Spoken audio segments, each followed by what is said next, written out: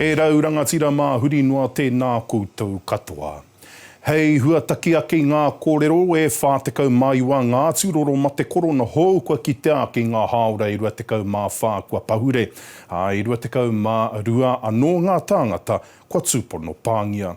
Nō reira ko te tapeke o ngā tāngata kua pāngia, kua tūpono pāngia i Aotearoa nei, kua eke atu arā ki te waru rau, e ono tekau mā waru. He oe ko tahi rau mā toru katoa ngā tūroro kua whakamāui ake i te hua keto nei. Tekau mā toru tonu ngā tūroro kei ro hohi pera, he tūroro ko tahi kei te wāhanga whā omomo, katoa rātau e tau ana te noho. O ngā tūroro katoa e ono tekau mā rua he Māori e rua tekau mā toru he uri no ngā mautere ākiwa. Ka mutu ko te tapeke o te hunga hurinua i te ao kua Pākia, kua hipa ake i te kotahi miliona tāngata. A kāti he ture hou e a hei ai ngā pakihi ki te whakatārewa i ngā nama i ngau nei, tainua ki te wā e puta noa i tātou ki te ao Mārama. Ko ia rā tētahi o ngā kaupapa hou i puta i te minita take tahua i a Grant Robertson i te kauhau a te kāwanatanga mō te mate korona i tēnei ahi. Hei tāna ko te rua te kau mārima piriona tārau ngā pūtea tautoko kua puta i te kāwanatanga, ka mauru i te ngau ki te ohanga, mā te tautoko i ngā utu mahi, i ngā tūranga mahi, i ngā pakihi anō hoki. While other countries are spending billions over months and years as the pandemic found a foothold across their populations, we took action early, with few cases, and we're going hard now, along with injecting money directly into our economy. The wage subsidy is keeping employers and employees connected to one another during the lockdown, so they are in the best position to reopen and kickstart the economy on the other side.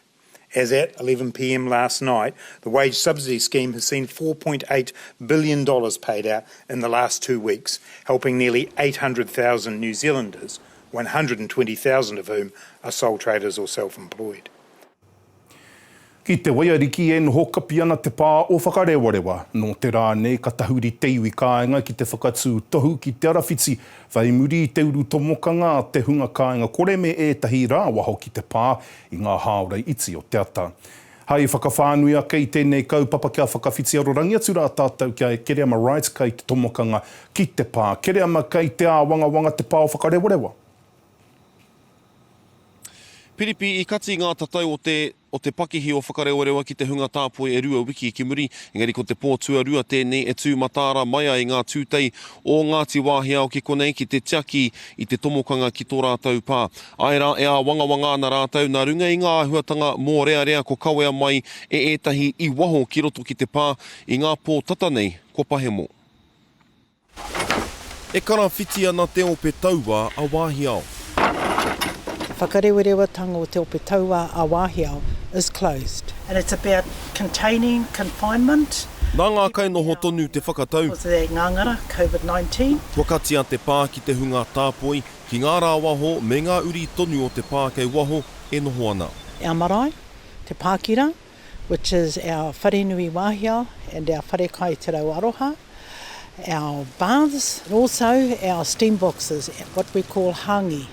Those are also closed. Nā runga i te tini o ngā rāwaho me te hunga kāinga kore e tomo muna atu ana ki ngā whā o tirā ki te pā, aha kua te aukati a motu. Some homeless people have been coming in early hours in the morning and then having a bath and then utilising our church because the ground is so warm. They bring alcohol in, they'll drink here, leave their mess here. They're horrible, but we don't want it to escalate to a point where it becomes dangerous for our people.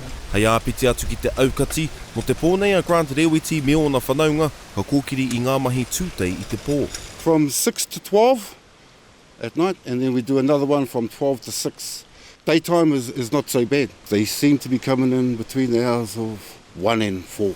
E ai ki e nei kainoho ko te pā tō rātou mirumiru me te aha ko te oranga o ngā kuia me ngā kroua o roto, te matua. We've got our bubble here in the village and in our bubble we've got our little small bubbles within our own households, but we still want to look after our koeke. They want to keep themselves and their families safe, and the only way to do that is to prevent outsiders bringing some possible contamination into our pā. O tia ke kātū te rāhui nei, kia heke rawa te taumata mōreareatanga o te motu. E hoa he āhuatanga tino rereke tēnei mō nei uri I te mea kua au atu I te ruarau tau rātau e whakangahau ana e manaki ana I ngā manuhiri tūarangi ko tai mai ki te kite I tēnei pā hoi anō. Nā runga I te wangawanga o te huaketo kua tau mai ki rotorua nei e whitu ngā kehi kei rotorua I tēnei wāha kua kaore tērā nama I piki I ngā haora rua te kaumā whā kua pahe moake nei koira te wangawanga o e nei uri kei pāngia ki o rātau pākeke. Engari ko tētahi atu wangawanga, ko tētahi atu āhuatanga e pēhi nei I a rātau ko te aukati I ngā whānau tonu o te pā, noko nei kei waho e noho ana I te mea e hara tērā I te āhuatanga I pakeke ai rātau I tēnei pā I whakareorewa nei. Piripi. Kia ora, kere ama rights I whakareorewa tēnā koe.